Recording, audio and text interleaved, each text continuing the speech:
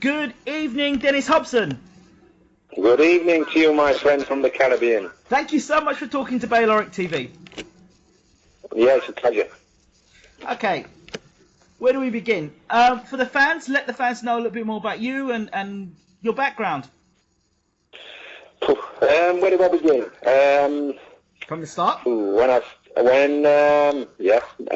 was born in Sheffield, and I left school. I didn't actually go to school that often, but I left school at about 15 years old.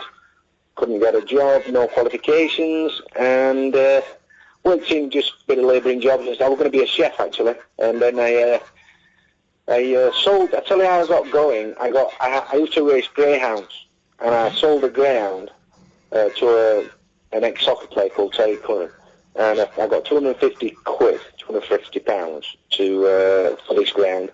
It's like a Jack and the Beanstalk story, and I bought a pickup truck. And I started going around engineering companies and just buying the waste metal off them and selling it for a profit, and that's how I started. And I lived in a little caravan for a time when I couldn't make it pay, and I used to buy and sell bits of pottery and stuff on the markets. I lived in a little 10-foot caravan. So I just started like that, and I had one or two amateur fights myself, played football as semi-professional, and one or two of my pals went on to turn professional. And that's when I kept training with them, sparring with them, and I seen that one or two of them weren't being looked after as well as they could have been. And then I started to manage one or two kids. I got a little broken down room with my old, bless him, good friend Neil Port, and that's when Clinton Woods walked into the gym, and he wanted to keep fit, and then I just asked him one day to box again as a professional. And that's how we really started on the journey. And I suppose I made my name with Clinton, even though before he won a world title, I helped co-promote a show with Tommy Gilmore and Barry Earns when Paul Silky Jones won a world title. Yes. And that was the first one. That was my big journey, and Clinton holds a special place in my heart because of the ups and downs that we had. And obviously I wasn't just as established as I was, as I am now. And when I managed to make the Roy Jones fight, I just got on a plane to fly over to Miami, and we just gatecrashed the Roy Jones press conference just to make the fight. And I just pushed Clinton on the stage, and we took over the press conference. You know, I didn't know what I was going to do when I was flying over there. We just went to watch one of these fights. Clinton was the number one with the WBC, but we were waiting because Roy had got all the belts, and he could pick and choose which of the managers he was going to fight. So we was just in a queue. And it's what HBO wanted to do. They just decided which fight they wanted him to take in amongst the top, 5 belts what he got, and they were never going to happen. So that's why I decided we've got to take the bull by the horns, and we went over to Miami and gatecrashed the press conference. So that's how I got the Roy Jones fight. I got him a good payday on that. Pulled him out because I thought he was a little bit out of his depth at the time, and we went away again. Learned, sent him to Philadelphia to train a little bit with Tim Witherspoon, and at the fourth attempt of a world title, he won it, and that was a special moment. A very special moment. Absolutely. Let's go back to the Roy Jones fight, and I mean, when Roy Jones was doing what he was doing, dominating that, in beating people up in such dominating fashion, did you think, or in your mind, you think to yourself, well, we're on a hiding to nothing here? Or did you have a belief that your fighter could actually, who was Clinton Woods, could actually beat Roy Jones? No, I always believed in Clinton because, what I had in my mind, I used to mentor Clinton a little bit, because as a youngster, I used to lack a bit of confidence, but as I started to believe in myself a little bit more, I thought it plays a major part in any sportsman, as you probably know. And, we have all these sports psychologists and stuff like that now. I think we can sometimes complicate matters a bit too much sometimes, but I think it plays a major part in any sportsman's career. So I got to the Roy Jones fight, and as Clinton were winning the British, the Commonwealth, and the European, then we won the final eliminator to fight for the world title. Clinton was improving. He was winning the British title, then consolidating, then improving again, and we won the European, and improved again. So I never knew how good Clinton could be. And I always thought, we don't know when it's been extended yet. And obviously the ultimate was to fight Roy Jones. The training didn't go as well as it could have done. He never travelled well, as you can see with his record. He never travelled well at all, Clinton. He lost every time he went abroad, to America, that is. Yes. And so at that time I didn't know. I thought, well, we've got a chance. I think Clinton's strength, and he'll impose himself on any opponent. He'll trouble anybody. But like I said, the training didn't go too well. He wasn't in the best of shape. There were a few complications with the training camp. But if you ask him himself, he'll tell you that he enjoyed the fight. For the first 3 rounds, he was very competitive. And then Roy started to pot shot, and they were taking too many clean hits. He took 1 or 2 good clean hits, and I thought, that'll do for me. And I called the referee over and said, that'll do for us tonight. And we'll have to fight another day. Exactly. You seem to like the British, Commonwealth, European, world route. Why is it you like that? Because for me, I think that's great, because at each step of the way you can see where your fighter is and how good your fighter is. They pick up the British, they pick up the Commonwealth, pick up the European, and then they go for the world. Similar to what Lennox Lewis did in his career. He won all those belts and then went on to the world title. Why is it today that so many British fighters are quite happy to skip the British, Commonwealth, European route and shoot for a world title? Yeah, well, they want to play snakes and ladders, don't they? They sometimes want to get a leg up, maybe before. It's like serving your apprenticeship. And I think it's like an apprenticeship. If you're going to go on the world scene, is the Commonwealth and the British. If I'd have been an actual professional fighter, I'd have been happy winning a British, and anything after that would be a bonus. So for anybody to win a British is a fantastic achievement anyway. But to actually go on then and think, well, I've reached this level, then I know there's still an improvement in me. Then that's how you do it, step by step. Because sometimes if these kids are fed, too many journeymen, and then they go on the world scene, and then when they're in a live fight, so to speak, then they get found out and they well out of the depth because they haven't had the grounding and the apprenticeship, like I just said. So in my eyes, I think it's very important to try and do it that route if at all possible. It's very interesting that you make this point, because I've said it a lot, and a lot of boxing fans, a lot of boxing experts will turn and say, you know what, this guy's done it the right way, he's been in meaningful fights, and he's served his apprenticeship, now let's get him a world title shot. A lot of boxing fans seem to be of the belief that if you've got a record of 30-0 and you knock everybody out, but you haven't actually fought anybody of any note, and you've been in no testing fights, that you know what, you're a beast and you're unbeatable and you're the best thing since sliced bread. Without actually today looking at what type of caliber these fighters are fighting, because eventually you're going to come against the guy who has fought good caliber fighters and is the champion, and I don't understand why the media should know better, why they like to jump in and bandwagon the guys who've got records, because records are for DJs, so can you kind of share your knowledge in this area? I think more so that was the case that kids were getting padded records. I think more and more we're getting the American mentality where if you get beat, it's not the end of your career. People, I think more and more the television are starting to dictate that they want to see meaningful fights, and you can't have, these ABC titles, the Intercontinentals, and just get television base and build a show around them knowing what the result's going to be, but it's just a matter of when. Now, them type of fights, if I've got a card, a non-TV card, an event on May the 10th, and I've got, I think, 10 fights on, and these, probably 8 of them will be very, very competitive. A couple of them will be learning, for a couple of young kids who's fledgling sort of thing. But other than that, you've got to bring the kids on in a controlled manner, but test them to a degree with where it's competitive. Otherwise, you don't know what you've got in front of you. He doesn't know how good he is, and you don't. So you've got to bring that on. I think that's the way forward. If the kid gets beat, And sometimes it can have a positive effect, because if people see that you've got a defeat on your record, they'll be more inclined to take a chance with you. So, and if you've got anything about you, you'll learn from the defeats, because you learn more from a defeat than any victory. So that's my thought pattern, and I think more and more TV stations, networks are wanting you to be in meaningful fights. And like I said, it's not the end of your career if you do get a defeat, as long as you're in a competitive fight. This leads me on to my next point. One fighter that I have had my eye on for a little while now was Frank Buglioni.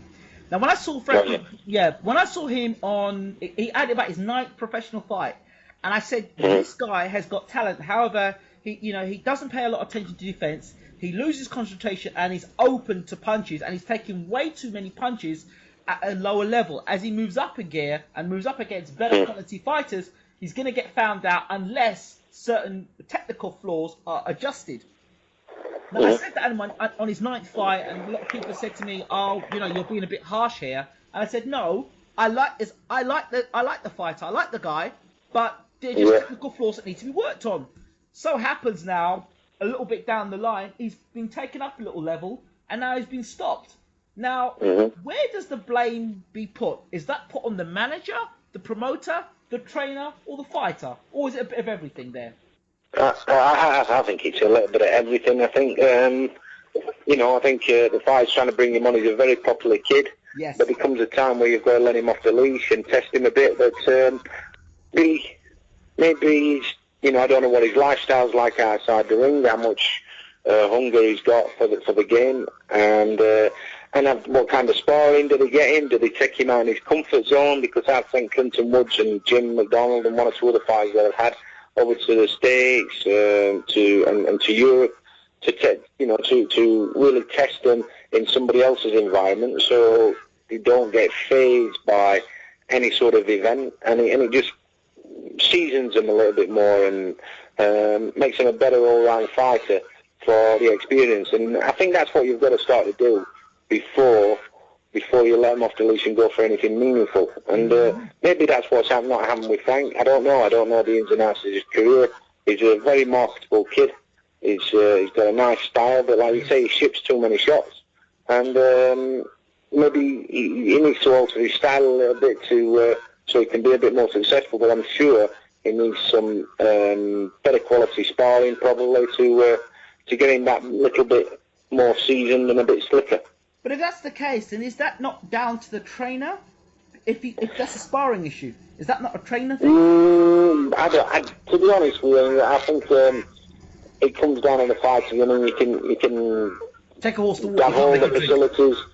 You can have all the facilities and everything, but if it's not in him, no matter fighters make trainers. Angelo Dundee wouldn't have known about him if he hadn't have had Muhammad Ali, Sugar Ray Leonard, and one or two other big names. So fighters make trainers, and if you haven't quite got it, nobody's got a magic wand. I haven't. Yeah, I've been fortunate. I'm good at maybe sometimes being able to manoeuvre kids, and it's right fights at right times, and sometimes you need a little bit of luck as well. But if you've got a little bit of foresight, and like I say, I haven't got a magic wand. Nobody has. And when you go to different parts of the world, I'm not arguing there, Dennis, that you don't have a magic wand, because you seem to have a magic wand. From Jamie McDonald, you lose him, and then you get Stewie Hall. I mean, so you must have a bit of magic somewhere. That was a little bit of magic, I've got to admit that. So you're lying a little bit there, then, aren't you? Yeah, a little bit, but it was a bad situation. That's one of the downsides of boxing, when you get outsiders in people's ear and advising people when they've never played a part, and they can break partnerships up and relationships up. What's got the kids and where they are. And Jim McDonald cost me a lot of money to get him where he was, but it was a calculated gamble. But the situation was I had a plan B. And I've always thought about having a plan B, even when I had Ricky Hatton, who was already established in this country, to take him on to another level like I did in the States. I always had a plan B, and like I said with Stuart Hall, I'd got him into a position where I got him rated in the IBF, and got him manoeuvred up, went to the IBF conventions and lobbied for him. And obviously Stuart's got to win fights as well. I mean, he fought a very capable kid, Sergio Perales, who I believe will come again and maybe win a world title. So Stuart's beat a kid who Jamie McDonald, I believe, would struggle with. So Jamie did the wrong thing. Listened to too many people. We got a fight booked with Vuzi Malinga. Decided to take the advice, and that'll all come out in the wash when we end up in court. Right. But he took the wrong advice, and now he's working with Eddie Earns in a way that's illegal because he's still under contract with me. But fortunately for Stuart, I took up his career and manoeuvred him into that position through lobbying and making good fights at the right time and having some good relationships with certain managers and promoters overseas. And we managed to get him in there, and he was in an epic fight. He, fantastically won the IBF vacant title, and then he's defended it once in a controversial victory, I suppose, with Martin Ward. But he's going to be in a fantastic fight on June the 7th. Absolutely. I mean, looking back, I want to go back a little bit because I kind of jumped a bit. I want to go back a little bit, back to Clinton Woods, just for a moment. And his travelling from, because he struggled with he went to America against Jones, and then he went against Tarver, if I remember. I know he had the great wins against Glenn Johnson, when Glenn Johnson was a real force. So let's not forget that as well. And a lot of people, I still don't think the press gave Clinton Woods the credit really he deserved as a fighter. No, it didn't. Clinton was the only thing that, there'll never be another Clinton Woods for me because he was so loyal, never questioned anything. I've helped him as regards, tried to help him with making financially secure and outside the ring. And he returned that by being so loyal to me. But the one thing that Clinton wouldn't do when I asked him to, sometimes he wouldn't sell himself because he felt uncomfortable. So he wasn't one of them who'd go like, Nazim Ahmed was a promoter's dream, Ricky Ham was a promoter's dream. He was fantastic in front of the camera. Clinton was always a little bit uncomfortable doing interviews and selling himself. That was just a natural thing, so that's the only drawback that we had. Otherwise, Clinton would have been a lot more of a household name because he held the IBF title for 3 years. He was doing some fantastic fights, fought some great names, was in some epic fights with Glenn Johnson. And Calzaghe pulled out of 3 fights, I think it was, with Clinton. And that's when I sat down with Frank Warren and we'd done the deal for a Calzaghe fight. And then Joe pulled out again. So, that's when I had to go over to the States and I made the Tarver fight. And I thought, well, it's a fantastic coup to get the Tarver fight because I thought he was there for the picking, Tarver. And I thought Clinton will walk through him. He's a celebrity fighter. He wants to make movies now. And I got a deal pending with Showtime, a very lucrative deal for Clinton. And even they said, even if he gets beaten a competitive fight, we'll do something. But Clinton just didn't turn up again. He just didn't turn up. He was a shadow of himself, and he got beat, and it was a very, very disappointing time because that night was the night that he was going to shine and he was going to break America, and it just didn't happen for us. So Joe Calzaghe, why do you think he pulled out 3 fights against Clinton Woods, but yet went on and fought Roy Jones and Bernard Hopkins?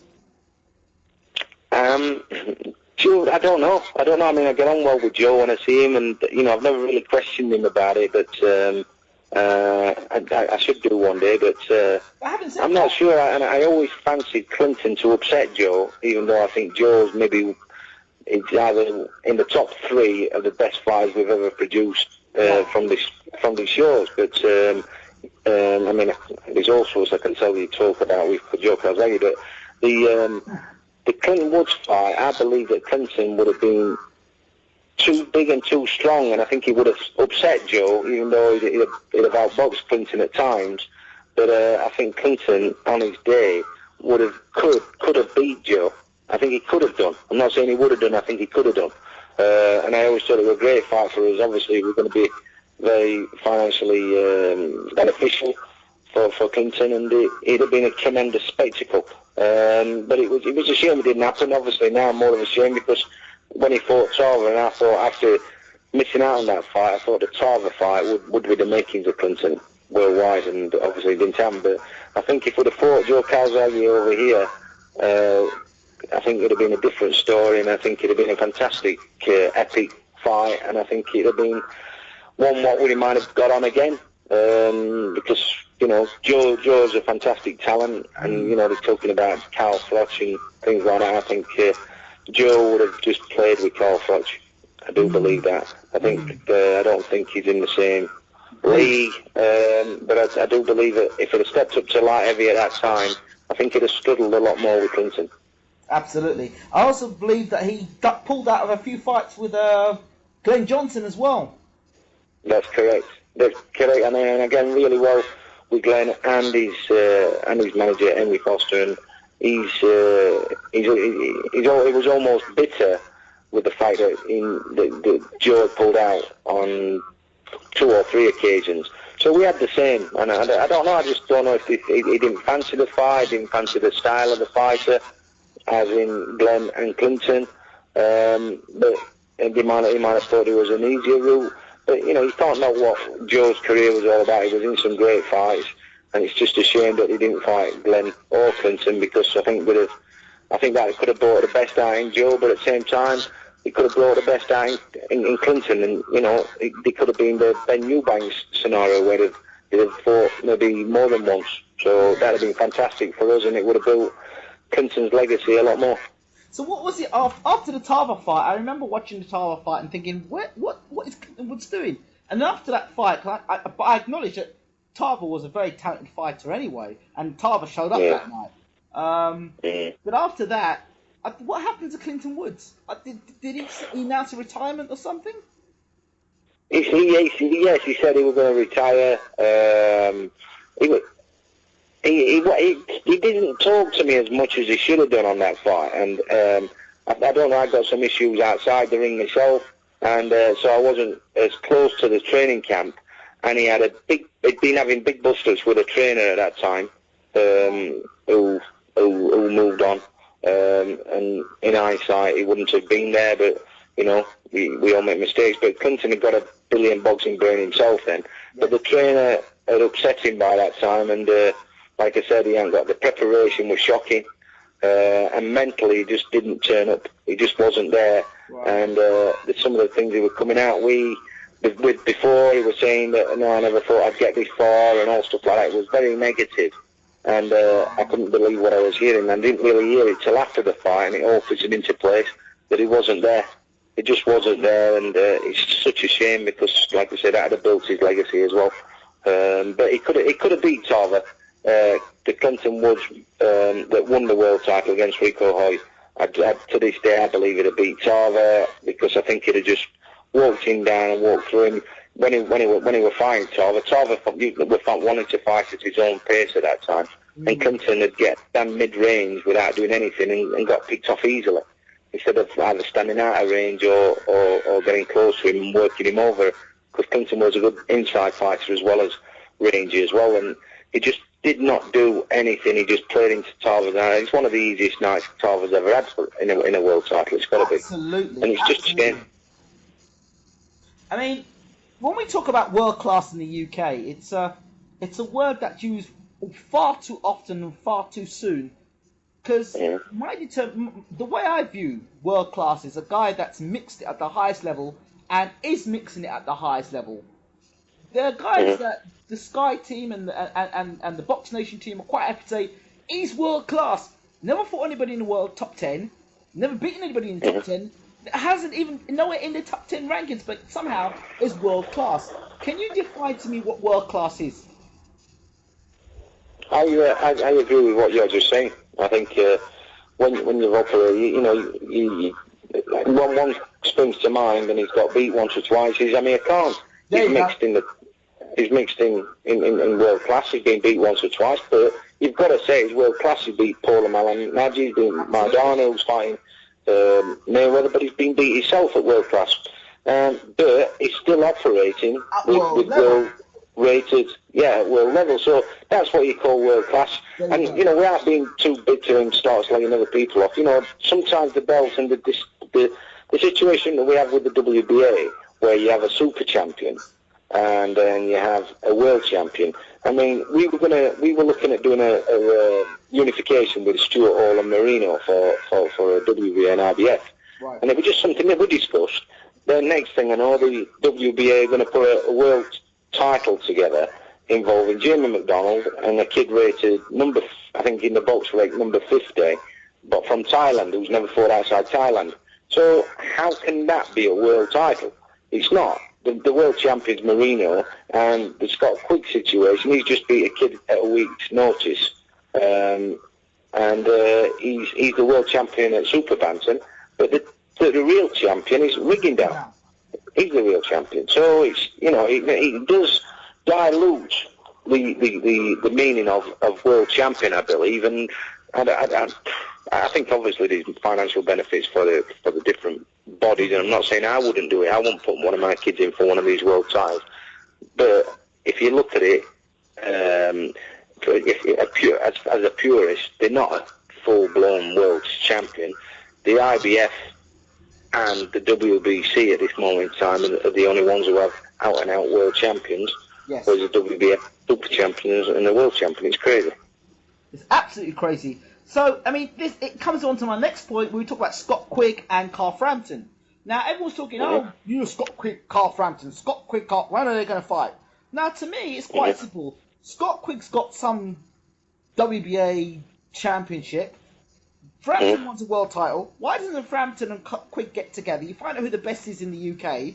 Then that person goes on and fights Martinez. Those two fight. Martinez and whoever it is fights. And then that person goes on and fights Leo Santa Cruz. And the best person out of that fights Rigondeaux. Because to be honest, you look at all those fighters, the best guy in the division is Rigondeaux by a mile.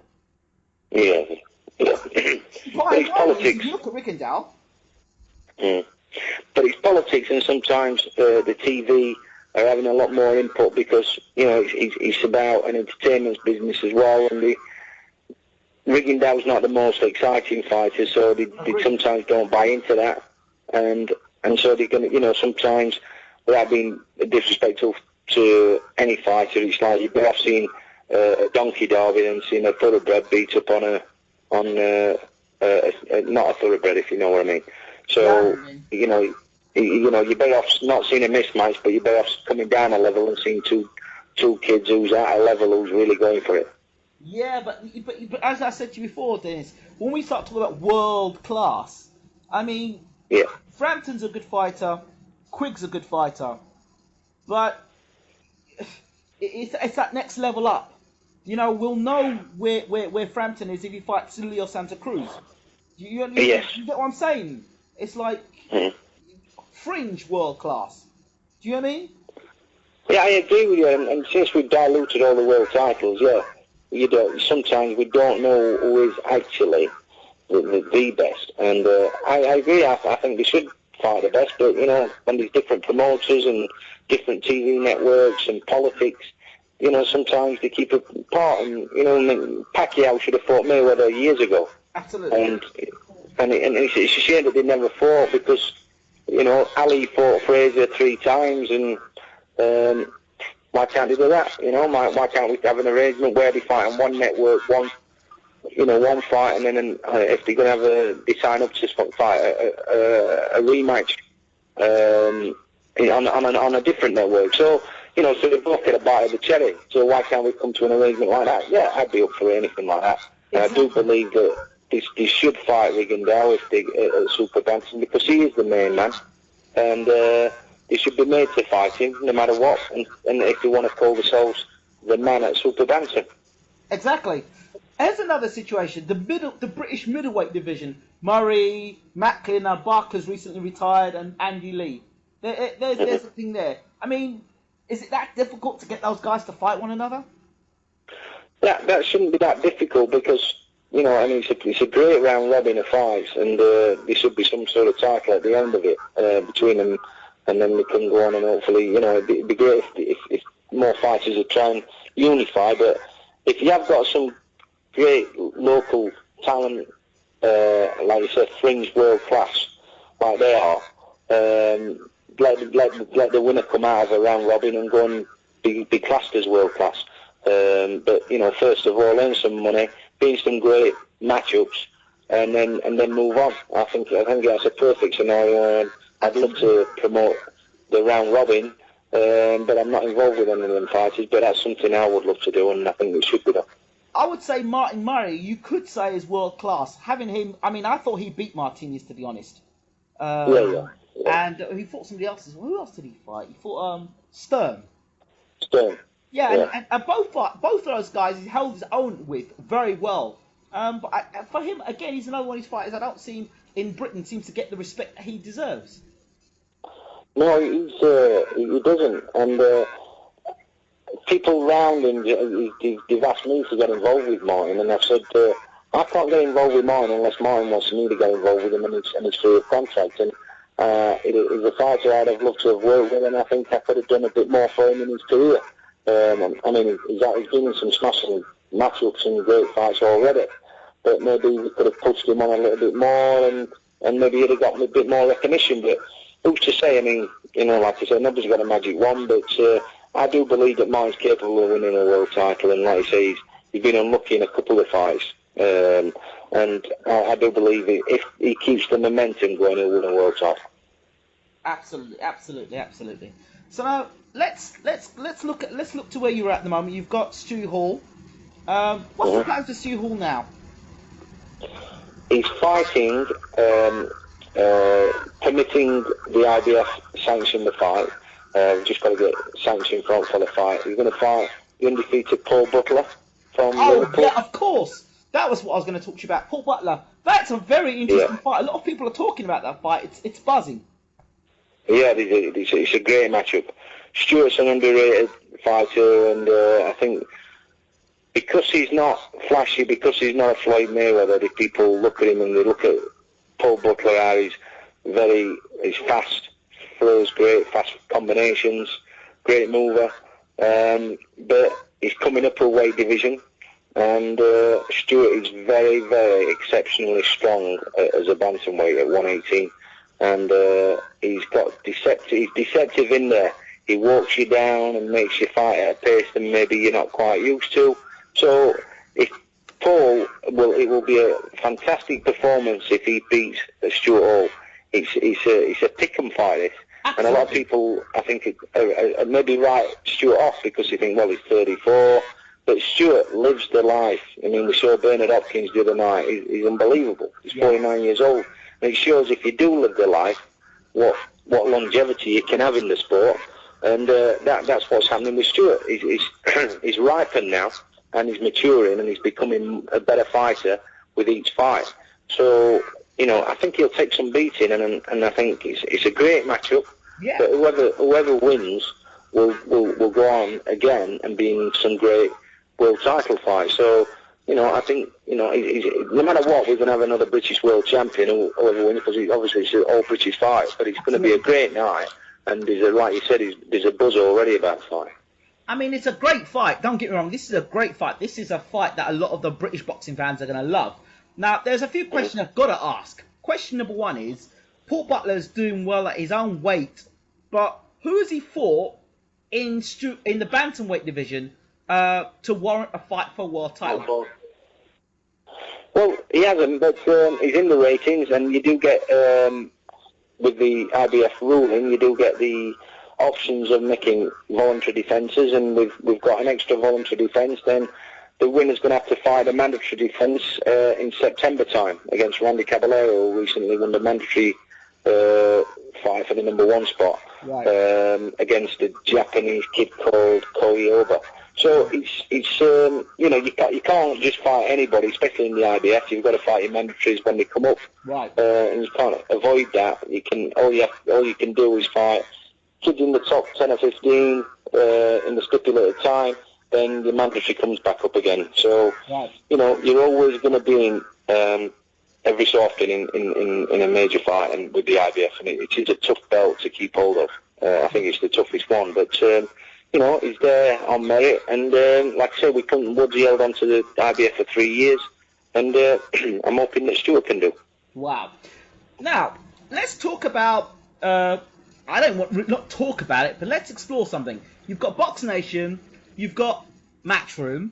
Now, for yourself and your situation you had with Jamie McDonald, okay? Now Jamie McDonald's left, he's with Matchroom, and you're going to court and all the rest of it. Don't really want to get into that. Yeah. What I do want to get into is there anything you can do in future contracts? Because you know now that there seems to be a pattern of fighters leaving and going to different gyms or going to different stables or going to different networks. Is there anything you as Dennis Hobson can do in terms of a contract to ensure that even if a fighter thinks about going to another stable or going to another network, that you put a fine or a ludicrous amount of money to ensure that the fighter doesn't go else one way or the other? Yeah, I think there's one or two promoters and managers that are starting to look at the contracts. The boxing board have got a more stringent and stronger and enforce maybe these contracts, just because somebody decides one day when they wake up, oh, they don't want to be with a certain promoter or manager. The street. Now, that's sometimes when somebody's invested a large amount of money, how can that be right? But why don't we first of all get the two fighters and have a mediation period where they sit round the table and discuss differences between the two parties before they start getting any legal people involved, because as you know, when a divorce becomes acrimonious when legal people get involved. Absolutely. And that's how boxing is a little bit. It's like a marriage.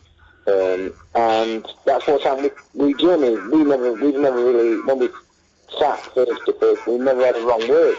But it's other people all of a sudden, when he won a world title, became, obviously, Burns and Maxine decided they wanted to, well, I nicknamed him the cuckoo, to be honest. The cuckoo never builds his own nest. He wanted to go and find somebody else's nest. Mm-hmm. And that's a little bit what the situation is. He's done it on numerous occasions, so it's a serial. So, it can't be allowed to happen, because it's almost, if it's allowed to happen, and it's almost like creating your own monopoly and just without any with any care or laws, or it's just flying up onto that and taking it. That isn't right. You live in a civilized society. Dennis, you're breaking up a bit. In a civilized sport. You're breaking up a bit. Sorry, mate. Can you hear me? Yeah, I can hear you now. So, it shouldn't be allowed to be happening, but like I said, the Boxing Board of Control have got to start to look at the rules and maybe strengthen the rules and reevaluate the rules, because they spotlight on them to have some sort of, create some sort of order. Otherwise, the management contracts that you have with fighters and all the license fees that people pay into, they're paying these license fees to be protected by an organisation. The boxing board's got to protect people like myself and the boxers as well. But in this case, you need to protect us from certain unscrupulous people who think they can just go and take over your business and sabotage your business, if you like, just because they feel they can do so, because they think they're stronger and they've got a bigger stick than you. Now, I'll battle all the way through for that, and I do believe I've got a very strong case, and I do believe Jamie's career will never reach the heights that he could have done with me. And I mentored Jamie. He come off 2 losses when he came with me, and he went on and won everything after that. He won every fight after me. So, at the moment his stock's dropped since he's left. But now he hasn't actually left officially. I mean, he's still under contract to me, but we'll wait and see. And he's going to be tried in the High Courts, not just with the Boxing Board of Control. So I'm on it. I've got a good legal team behind me, and Eddie Haynes is going to start to get a bloody nose, I think, because he's trying to do it once too often. Okay. In closing, I just want to say this and then hear what your response to this is. As a manager, or promoter, your job is to, okay, in my opinion, your job would be to ensure that you get the best deals for your fighter to ensure that they can achieve their ultimate goal, which is to become world champion. Correct? Mm-hmm. Now, Yeah. just from my observation, I'm seeing a lot of fighters getting final eliminators. I'm seeing a lot of fighters getting world title shots. But what I'm also seeing is a lot of fighters getting world title shots abroad that they don't stand a chance of winning that world title. And they don't even fight good enough caliber opponents to prepare them for a world title shot anyway. And it seems to me that there seems to be some sort of bargaining or some sort of almost throwing the sheep to the slaughterhouse. That's how I see it. A poor management of the fighter and a not really caring for the fighter's interest. It may sound like you're caring for the fighter's interest, but when you actually look at the fighter's progress, you're not actually caring about the fighter's progress. You're actually caring about your own pocket and your own company. Am I seeing things through my own eyes, or is this just what is going on? You can't say it's going on. I'm not saying certain people are involved in boxing for different reasons. Certain people, it's like any business, certain people can be more mercenary than other people, but I believe I'm in boxing for the right reasons, and I suppose that's all I can do. I can't manage other kids that they're not officially signed to me. All I know is that every kid who's been with me, more or less, the career has gone in the right direction. And I've not done a bad job with the kids and the resources that I've had television-wise. I've been willing to put my hand in the pocket from the lowest level right to the top. And while I've still got the hunger and the appetite for boxing, because it's always been a passion anyway, I'll continue to do that. And it's like a drug, I suppose. You never get tired of trying to win world titles. Once you've been involved in big fights, you want it again and again. And that's the sort of appetite I've got, and I like to win at the highest level. Now, these managers and promoters out there who've got a number of fighters and they get them out every week, but they're just in it for their 25%. Now, they're your journeyman type, and they're happy to do that, and we do need them kind of fighters involved in boxing. But that's not me. I like to, the money comes and goes for me. It's the achievement and the history making that drives me on, and it always will do. Dennis Hobson, I look forward to seeing you produce yet another world champion, a legit world champion. The one thing I love about what you've done is you produce legit world champions. You know, legit world champions meaning fighting for legit world titles, not, these interim championships, but actually world bona fide champions. So, a lot of kudos to you for doing that. You've done it. You do it the hard way. You get guys going the right route, and you look after your fighters. So, as I said, massive kudos to you, and I thank you so much for talking to Bayloric TV. I've enjoyed it, and it's been a pleasure, and you're a gentleman to talk to, and hope it gets bigger and better out there any time. You want to invite me out to Grenada. I'm doing all of it. Well, I believe we're coming to the UK sometime in the year, so probably I'll be coming to the UK before you come to Grenada. Well, you go and show yourself. You come over to rainy Britain, and then we'll get together. It'd be nice to see you in person, and then we'll do a bit of reminiscing, and who knows, we might be moving on to some big fights over in the States, and it'll be just a hop over the water for you. Fantastic. Sounds fantastic, Dennis. Thank you so much again for talking to Bayloric TV.